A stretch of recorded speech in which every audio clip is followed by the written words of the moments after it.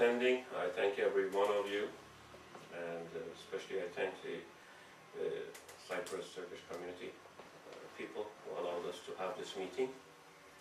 And people who couldn't come, we have to thank them too, because they wanted to come. If they could not come, if they were not able to come, we got to thank them too. Especially we want to thank our Alakwazi, our brothers who attended, and their brotherhood with us, a strategic friendship with us is very important, so I thank you too. I am asked to talk about South Azerbaijan being an Achilles heel of Iran. So I think everybody knows what is Achilles heel, so, and who's Achilles. But again, I touch about it. So Achilles was a Greek warrior who, when he was a child, his mother Thetis took him, according to the legend, and immersed him into the water of sticks to make him invulnerable to any attack by the enemy. So basically, his mother sanctified him from the attacks and from the ill-wishers of that time. What happened when his mother was holding him from his Achilles, from his foot here? So apparently the water took all his body, but it didn't cover that part. So when he was in the war, another warrior called Paris shot him with an arrow and hit that area in his body. And that is, apparently it was poisonous, and that actually killed him. So Achilles heel means the vulnerable area in your body, or in English they call it Achilles tendon in the medical term. So the idea is, Homer wrote it in the Iliad, the idea is to vulnerable area in your system. What we know right now in Iran, as the Iranian system, Iranian political system, the weakest point of Iranian political system is, according to us, it's South Azerbaijan. Iran is, as the government is talking, the way they blustering and talking about Iran is a very strong government. They are advancing in technology, they are advancing in the space system, even they are sending animals to the space, and they are advancing in the missile systems, and even they are enriching uranium to what they say in a peaceful way, but what we think that Iran is looking to create a nuclear bomb. And after creating a nuclear bomb, Iran is going to create a deterrence system that nobody can talk about Iranian human rights issues and how Iranian government is treating the minorities, what they call. In reality, the Persian people are minority in Iran. Azerbaijani Turks and Arabs and Kurds and Baluchis and Turkmens are actually the majority. So Persian minority is ruling Iran. What's happening? Iran's strength is on two parts. One is in the south, the oil and petrol areas in Al-Ahwaz area. So Iran's economy, mostly over 80%, is based on the oil revenues from south. Iran does not have a industry and productions that, or even agriculture that will support Iranian system.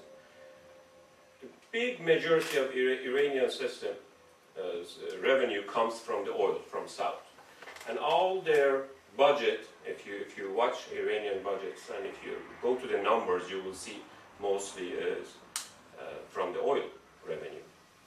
So even when the oil prices are up, the Iranian government is getting stronger. We are talking around $200 billion a year. That's lots of money. So what Iran is using this money for? To enslave other peoples, like again Arabs, again Turks, and other nationalities, and create a homogeneous people in Iran, like what they call Iranians. Even they don't want to be called Persians, they want to be called Iranians. Everybody is an Iranian, and Iranian government, the central government, is trying to create this system with the help of this much money. If Al-Ahwaz gets separated from Iran, Iran will not have this. The same about South Azerbaijan. South Azerbaijan used to be what used to be called a food basket of the region. South Azerbaijan's land is irrigable. Over 40% is always ready to produce any kind of vegetable there, and food and wheat and grain. What's happening in the last 80 years? This is decreased because Iranian government wants Azerbaijani land to be destroyed and Azerbaijani workforce to go to the Persian areas and integrate with the other people and become Iranized. The official language is Persian, the official religion is Shia, so that is two pillars of Iranian system. So this $200 billion and the revenue from all other areas helping Iranian system to create a homogenized people called Iranians, since we are not. Because, I want to bring your attention to this, because Iranian government is making money from the oil revenue, not from the taxation of the people. Iranian government doesn't feel like he owes something back to the people. Iranian government is always against its own people, even the Shah's time or in the Islamic time.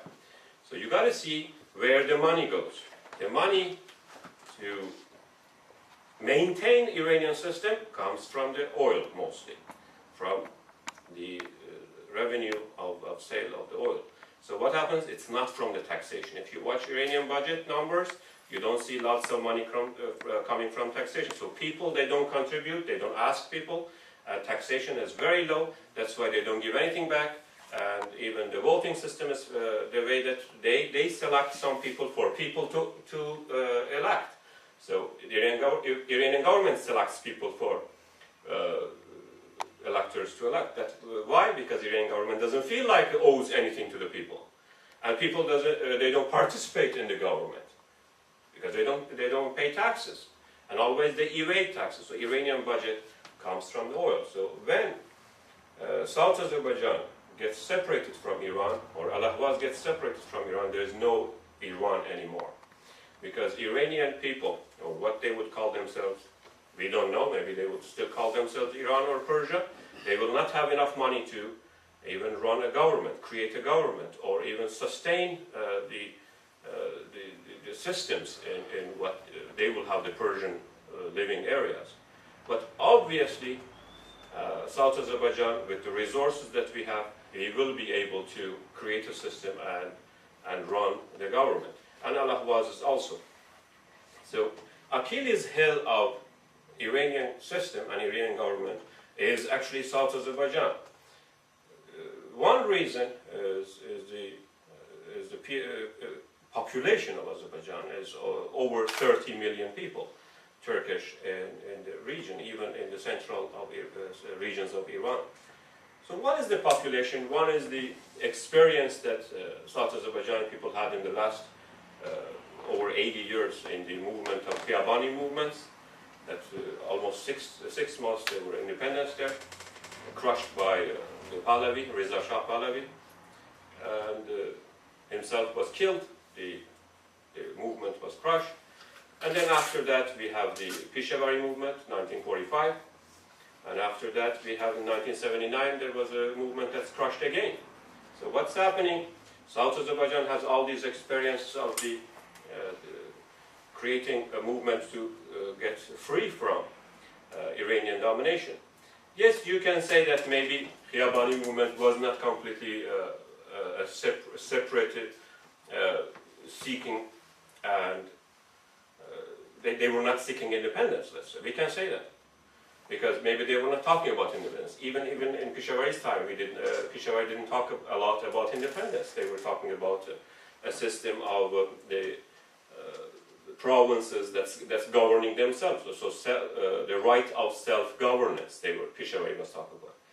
But if we study the literature in that time, Peshawari's time or Khiyabani's time, they are always hinting at the independence. And they say, if central government does not go with our ways, we will go our ways. Even Peshawari said himself a few times. Why South Azerbaijan is the Achilles heel of Iran? Because other people of Iran, like Baluchis and Turkmens and Kurds and Arabs, they cannot alone do this. They cannot alone separate from Iran and create independence, because Iranian government will use all its power to crush those people. Kurdish people did this mistake in 1979 when they revolted against Iranian government after the so-called Islamic Revolution, and Iranian central government sent planes to bomb them, sent tanks, and basically re-invaded Kurdistan that time.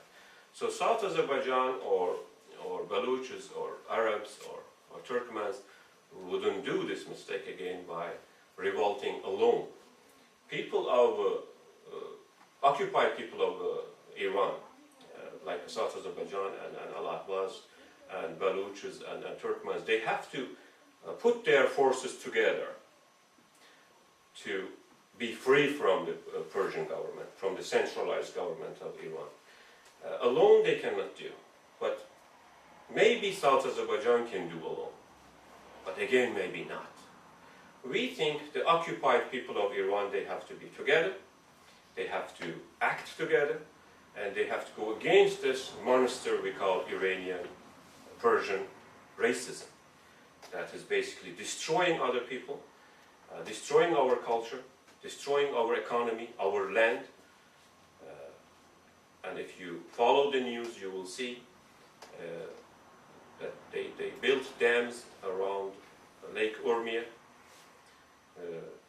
All the rivers that were coming to Lake Urmia and second salt lake in the world is being destroyed now by a project of 80 dams in the region. 80 dams.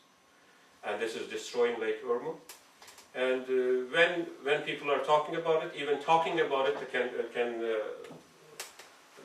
let you in the jail, can end you in the jail, or even like your family will be destroyed and you have to either leave the area. This is what's happening in the situation of Lake Urmia. So ecologically, Iran is destroying South Azerbaijan. Economically, destroying South Azerbaijan. Politically, South Azerbaijan doesn't have any representative in Iranian government.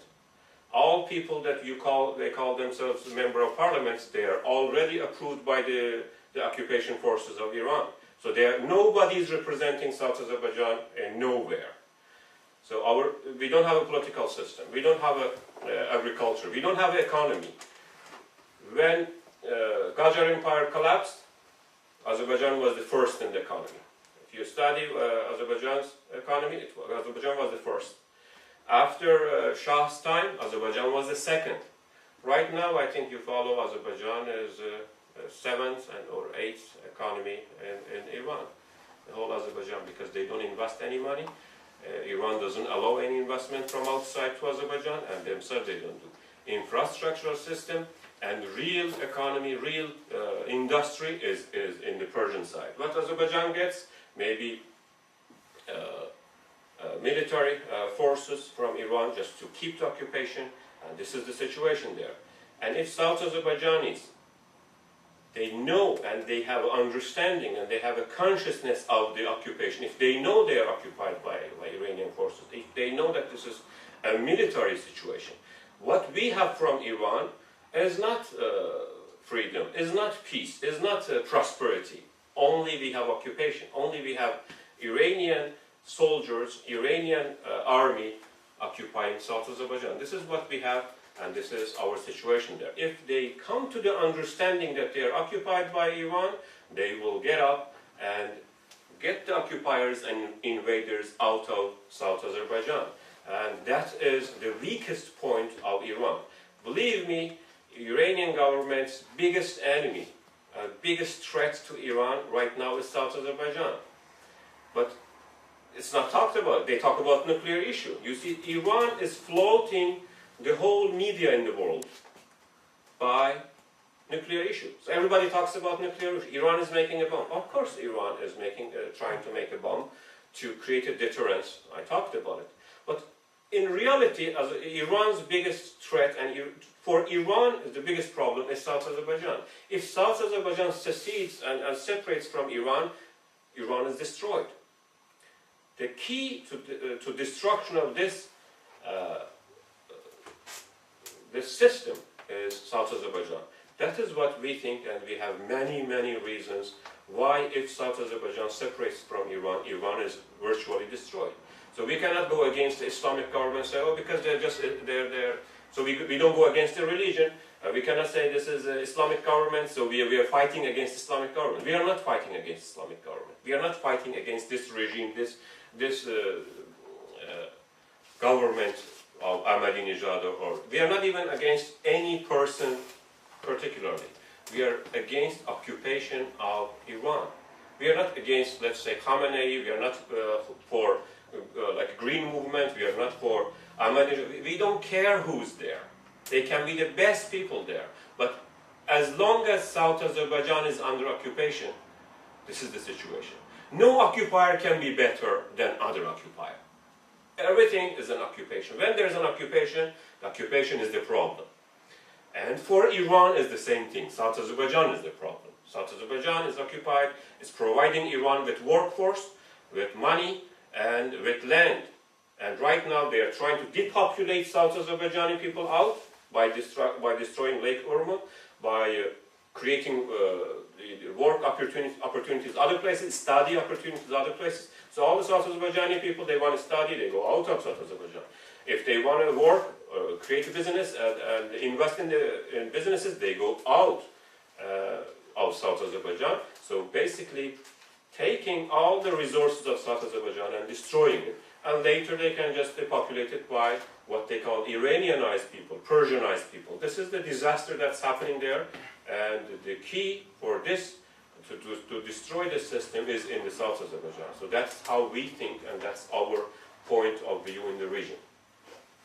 I'm going to conclude with the wish and hope that South Azerbaijani people will see the future and this opportunity that right now is presented itself to us, that actually we have right now opportunity to succeed and break away from Iran. Maybe 50 years later we will not have this opportunity again. We don't know about future, but we know about the past. The past shows that Iranian government and Iranian occupying system is the biggest enemy and biggest threat to our livelihood. Either we're going to be there as a South Azerbaijani Turks, or we are not going to be there. If we want to be there, we have to, this is the time right now. And in any time, Iran can be entering to a war with Israel, with US, or we don't recommend that. We don't want somebody to get bombed or killed. But if Iran gets in war with anyone, if anyone bombs Iran, that's the opportunity. If anything happens to our enemy, it's a good thing for us. That's how we look at it. And also, I have to mention even about the earthquake that happened in northeast of South Azerbaijan, in the Vazirgan area, and the Ahar area, in the Haris area. Thousands of people died and thousands are injured and homeless. But the Iranian government didn't let anybody to help. Iranian government didn't let Azerbaijani government to send help, or Turkey to send help. They kept them for days at the border. They said, we don't need help. So this is how occupier treats you. South Azerbaijani people, they have to always know that this is the biggest enemy to South Azerbaijani Turks are Iran. It's the Iranian government. Enemy doesn't reside in very far places. That's what Iranian government is showing us. Your enemy is your family, or your enemy is Israel, your enemy is America, your enemy is England. Our enemy is not England, our enemy is not Israel, our enemy is not America, and no one else. Our enemy resides in Tehran. Iranian central system is our enemy, and all occupation forces have to leave South Azerbaijan and other people's lands. This is how we see. And the Achilles heel of this monster called Iranian Persian racist regime, or as they call it everywhere, terrorist regime, is in the hand of South Azerbaijani Turks. That's how we see it. And thank you for your attendance and patience. I'm going to stay. If you have any questions, I will be here to answer. Thank you.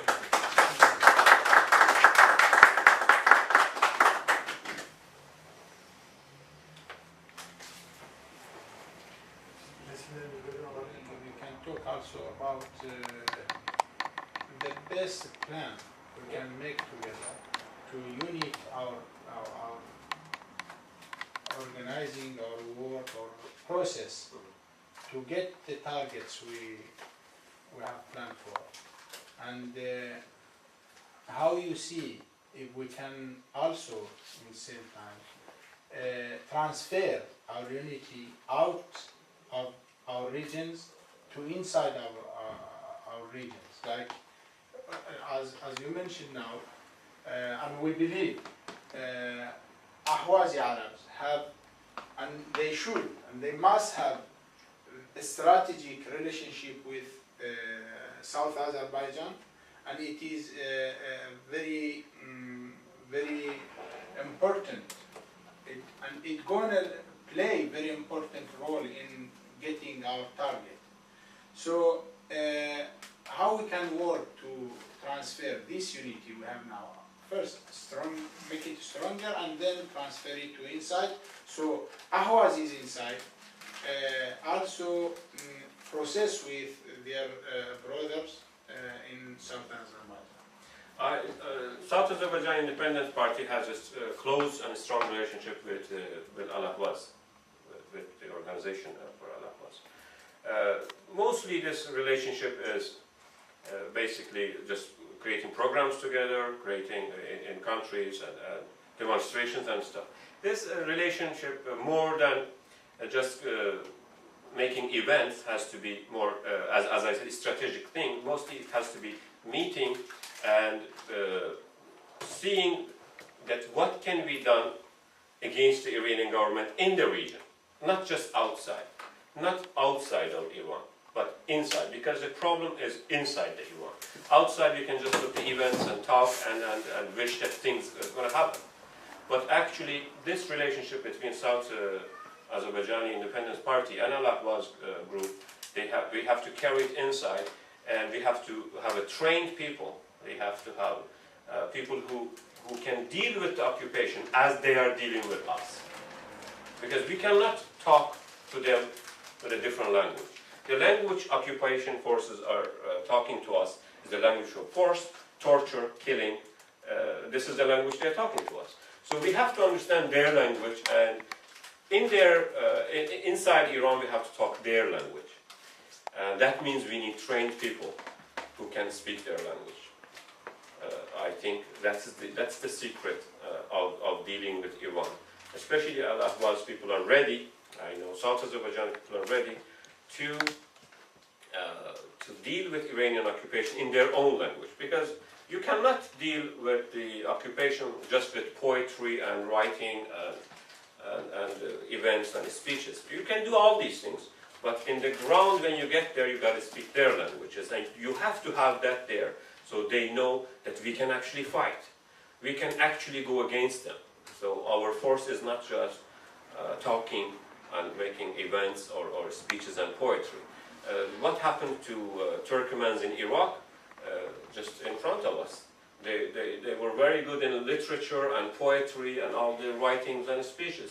What happened when Iraq collapsed after Saddam? The Kurds were ready to take and create a semi-independent region called Kurdistan there. Turkmenistan, Turkmens of Iraq, They couldn't because they are very good in literature and poetry and stuff. They were not trained, they were not ready for it. So we have to, our organizations, together with other people's organizations, especially Al-Ahwaz, they have to have trained people, they have to get together and train people to deal with Iranian occupation in their language, in their regions. Thank you. Any questions? Yes. Siz dediniz şey